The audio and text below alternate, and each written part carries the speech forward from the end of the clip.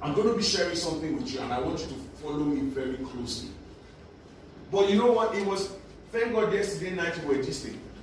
We did not even talk about what we were going to say. What's our business now? What's that about? You understand? We were gisting till almost 1 a.m. this morning. He took his PA to say to us, don't you people want to do so? And I'm like, okay, let's just go. So we'll see tomorrow. Are you following what I'm saying? We didn't even talk about it. But where he stopped incidentally is the place I am taking off from. And I want you to follow me very closely. So I'm just going to be, you know what? I'm just going to stay in my office as a clarity person to just offer some perspective. But before we know, let's take Steve Covey. You know, you must have a reference to be reverenced. I respect Steve Covey. He wrote the book 7 Habits of Highly Effective People. It's one book I knelt down in some meetings and I begged people. And I said, you know what? Please, if you will not read anything in the whole of your life, please read the 7 Habits of Highly Effective People. He said something, and I'm just bringing this for reference purposes. He said there are 3 categories of problems. He says the problems involving your own behavior, the problems involving the behavior of others, and there are problems you cannot do anything about. So, there are 3 categories, according to the sage, of problems.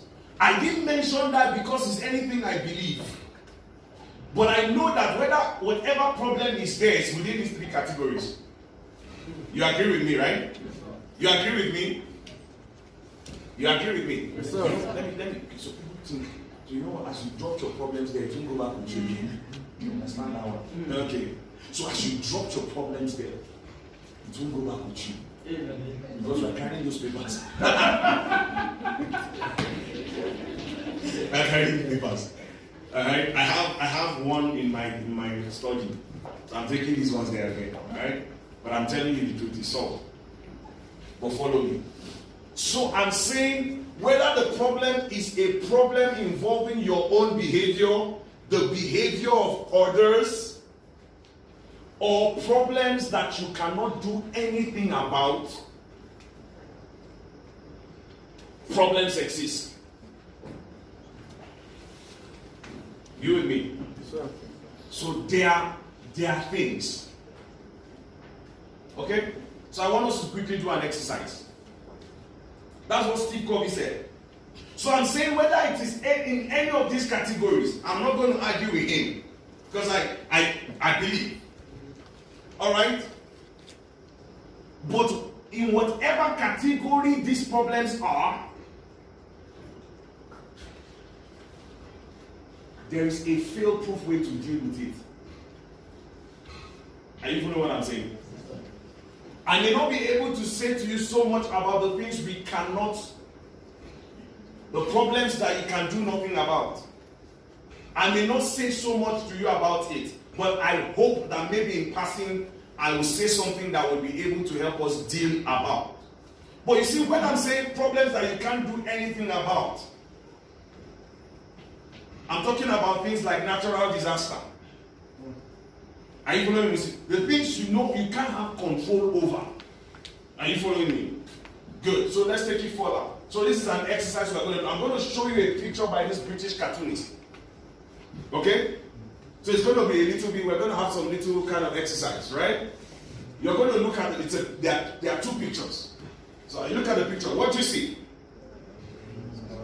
You know, I don't like Koro's answer. I saw, okay, you are there. Would you answer the question again so that you get another drink? She answered my question in last clarity clinic. I gave her a drink. So that you don't get the reward. Yeah. And I just spoke to us about reward. So I've told you the reward. Answer a question and you get a drink. It may be a lunch. You want money? Igbo girl. Igbo girl. Alright. Yes, what do you see? What do you see now? You saw a sketch. Okay, what you say, sir? It's like a woman wearing a cap.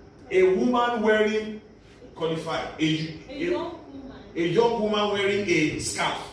Or what? Like a cap. A cap, right? Amish people. Like an Amish cap. Thank you.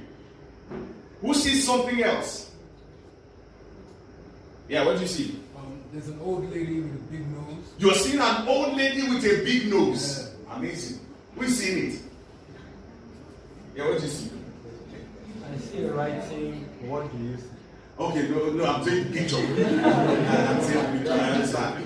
Yeah, the face of a young lady. He's seeing a face of a young lady. He's seeing an old woman with a big nose. What do you see here? You see an, how do you see an old woman? You saw a young person. Yeah. How many people saw a young person? In the first picture, how many people saw a young person? In the first picture, how many people saw an old woman? In this second picture, how many people see an old woman? Did you notice that the people who saw the first picture as a young woman saw a young woman in the second picture? Did you notice it? Did you notice that most of the people who said they saw an old woman in the first picture saw an old woman in the second picture? I'm sure you know, right? Yeah. Whether you saw an old woman, because there's an old woman in that picture, in the two pictures. Alright? Whether you saw a young woman, there's a young woman in the first picture. There's a young woman in this other picture. Are you seeing? So nobody's wrong. Are you following me? So whether you saw an old woman is not wrong. You are not wrong. Whether you saw a young woman is not wrong. It's a matter of, isn't it? It's just a matter of perspective. But you know what? I conditioned your minds. I showed you a first picture. Are you following what I'm saying? That was a little bit sketchy. Then I showed you a second picture that looked a little bit complete. Are you following me? Yes. And then when you saw, so what you saw first determined what you thought about was second. Does that make sense? Yes, sir. Conditioning. That's a big thing. So you see, in the last 1 week of my last 2 weeks of my coaching program, I just took a new cohort of people. I've been working on them. And then the first things we work on is dealing with contaminations. You've been around that thing. So you came to the point, and contaminations are basically beliefs. Alright? So I came face in face with certain people's beliefs. And then I asked them, I said, so you have never questioned the things you believed? I said, then you are living somebody else's perspective. You see, some problems are not problems. It is just the perspective that somebody gave you. People feel single, it's a problem. I'm 27 and I'm not married. Nobody's calling my name at 27. I know 45. She's not that she doesn't want to marry. She wants to marry. One of my friends called me. She says, "Ross, it's for my destiny." He said, "You know what? It's for my destiny. I need to marry. I'm the only child. And you understand? It's because of my lineage." But you know what? It is not a problem.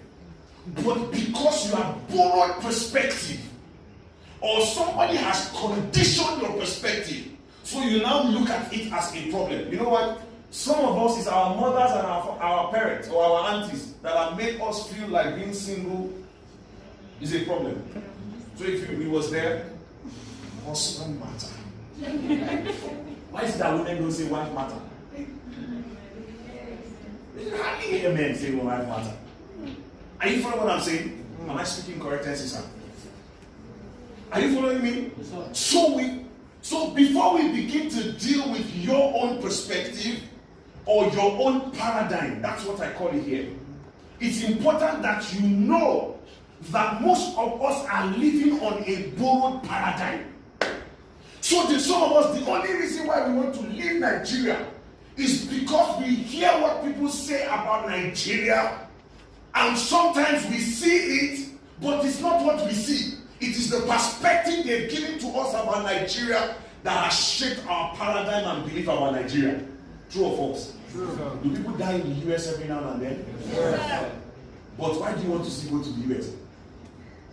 Don't you know that? You understand? Black people like you, for some reason, they'll just kill you. And you want to go there. And then you want to go to the US. And you're going to you want to leave this ship home. Like Donald Trump uses it. That's perspective.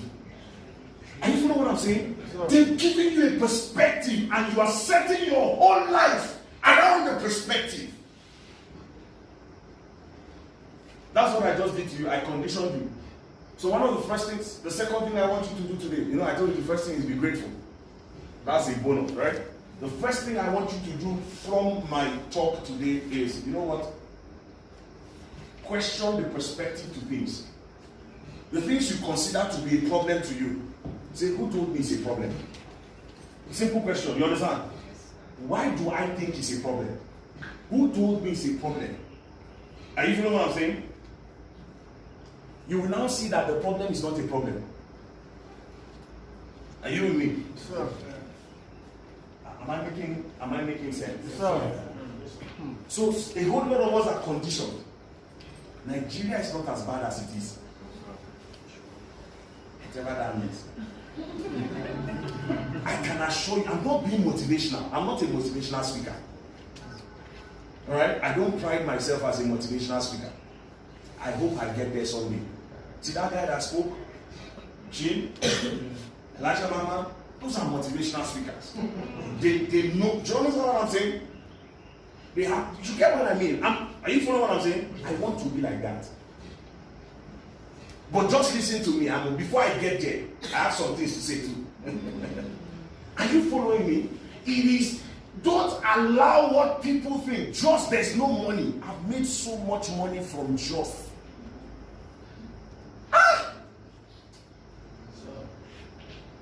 I've made money in Jos. I am making money in Jos. Say, let me hear you. Hey, I will sleep very fine. I have made money in the Jos that people say there's no money.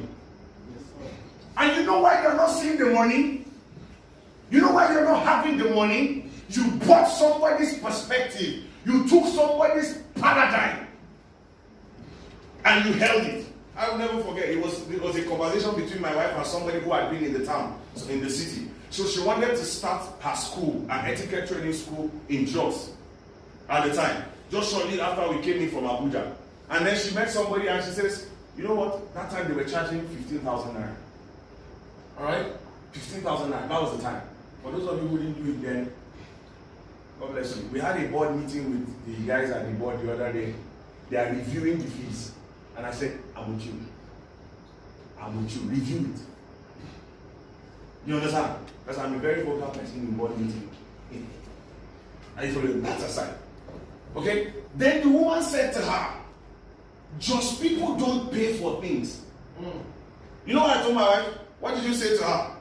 She said to myself, my own case will be different.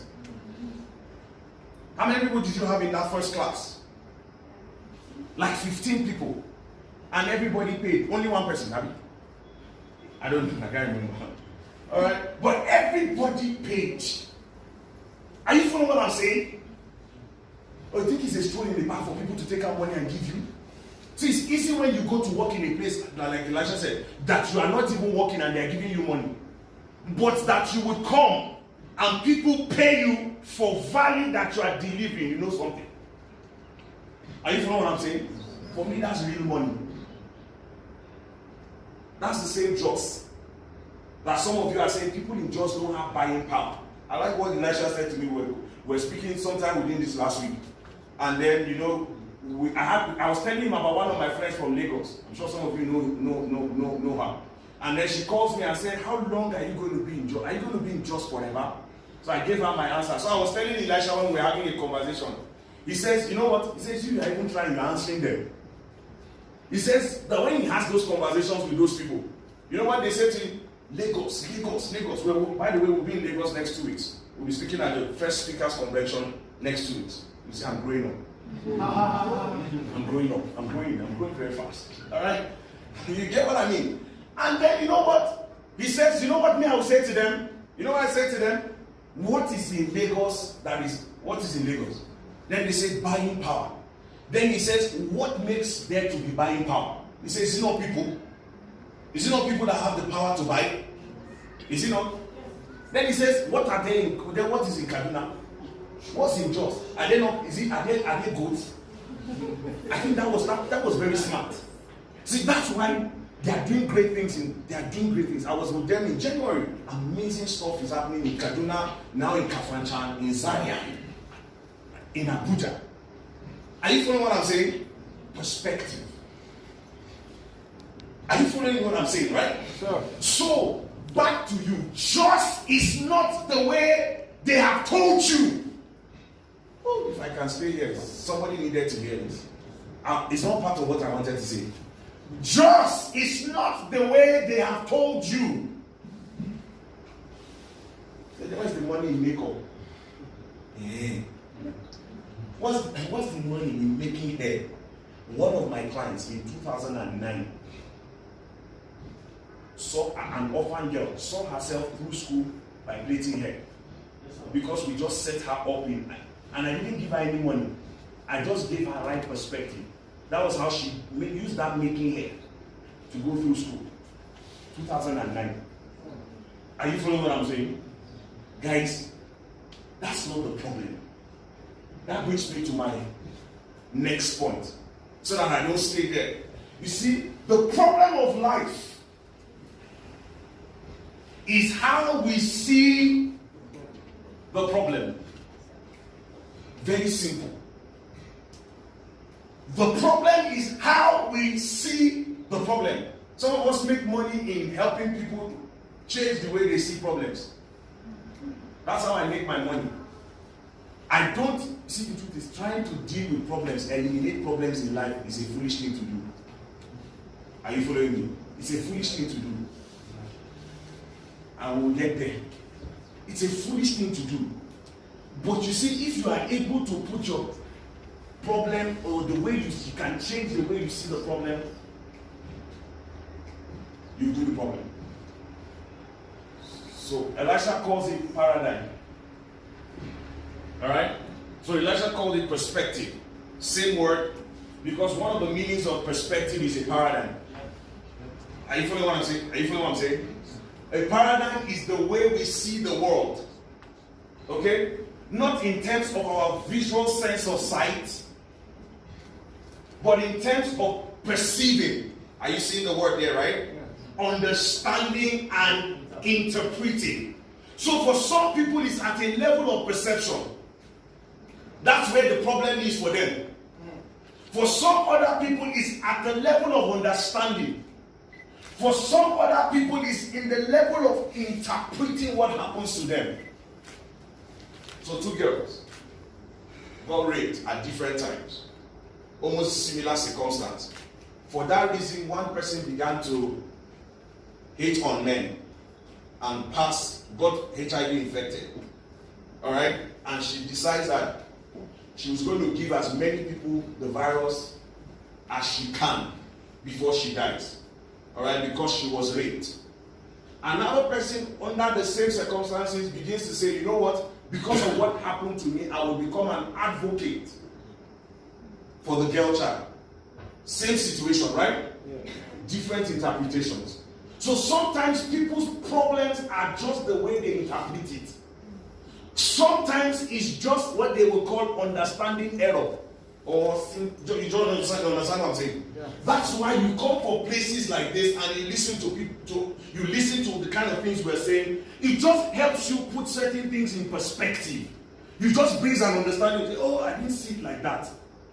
Are you following what I'm saying? I spoke somewhere yesterday evening, and then, after the convener of the meeting said to me, he says, you know what, I didn't see it like that. I've never seen it like that. And I said, that's why we have this that's why we come. Are you following what I'm saying? So some people, it's just the way you perceive it. So, at whatever level it is, that's what you deal with. So a simple way to understand paradigm or perspective, all right? A very simple way is, you know how a map is, right? A map does not necessarily speak about a location.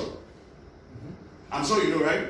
There are topographical maps, and there are kind of maps like this. I have forgotten geography. I had to drop out because the syllabus was too big.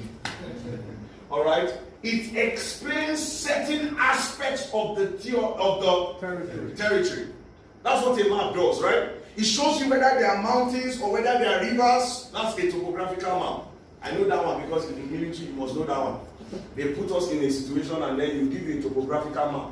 So you must know where to go and where not to go so that you don't fall into a river. You understand? When we used to go for point-to-point compass match, oh, you don't know those things, bloody civilians. Alright? So they give us a topographical map. It just tells us the kind of features in the location. That's the best way to understand a paradigm. Simply, a paradigm is like a map. It just tells you, okay, this is it, this is it, this is it. See, that's how to look at it. Are you following what I'm saying?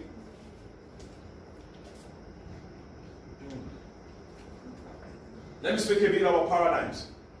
Paradigms are powerful because they create the lens through which we see the world. The power of a paradigm shift is the essential power of quantum changes. Whether the shift is instantaneous, slow, or a deliberate process. Are you with me? I know we're getting very deeper. We're getting deeper right now, but I'm almost ending. That's the good part. Are you following me? Sir. Paradigm is the lens with which you see the world. That was why Elisha aptly said, he says, you see, there are no problems anywhere. There are no problems. I'm serious. You get me, right? I took this thing a little bit further before I get into just giving us the strategy and then we'll be out. I'm going to give you fail-proof strategy. And I know why I'm saying fail-proof because it's worked on several counts, right? But you know what happened? And I'm going to say this to you. I discovered I was thinking about problems. You know what I found out? It's not in this presentation, it's in another of the presentations. I did a whole exhaustive explanation of how problems occur. Problems emanate from disordered desires. That is why they are a natural phenomenon. Who doesn't have desires, please? Who doesn't desire? It's a lie. So how many of us have desires here? So you see, the process of your desires being disordered or disorderly, all right, is what leads to a problem. You want to know how problems occur? I think this is in another teaching, right? But I just feel it's important. So you find out that is why Elisha said earlier on that problems are natural. Because you know why? Wherever there are desires, there must be problems. Wherever there are problems or there are desires, there will be problems. Are you following what I'm saying? So except there are no desires, then there will be no problems. Because a problem emanates or occurs when there are disordered desires or disorderly desires. Do the calculation in your head. Do the calculation in your head. We are making money this year. We are making money this year. We are making money this. Is that not the song? We are making money. Okay, I'm not singing the way I'm sorry. We are making money this year. We are making money this year. It's a desire, very good desire. But you know what? How are we making the money this year? Nothing. So you find out that because of that desire, it's not put in proper order or perspective. it becomes a problem for you. And are you following what I'm saying? Yeah. And you know what? You begin to attract. When you don't have, okay, so I just want to make money. It's a good desire. Alright? But when it is it can be disordered. When it is not put in perspective. You see, money is a means to an end. Yes, sir. Are you following what I'm saying? Money is also a reward. So, if for instance, I thought early this year, the first meeting we did this year, we spoke about habit formation, and we'll repeat it again this year, next year, January. Alright? As a strategy for having an amazing year. But you see, what happens to us is that most of the times, we do not think about what will we do to get rewarded with money. Are you with me? Yeah. So we don't think about the reward. I wish you were talking about the reward. Then you find out that money making is not a problem. Are you following me? Sure. But thinking about we'll make money this year, we are making money this year, we'll make money this year, it will become a problem for you. Because it is not the first thing. It's like putting the cart before the horse. The horse is supposed to be before the... So that's a disordered desire already. When you put, instead of you finding solutions that you can sell to make money. Napoleon Hill says, after he taught in his classic book, Think and Grow Rich.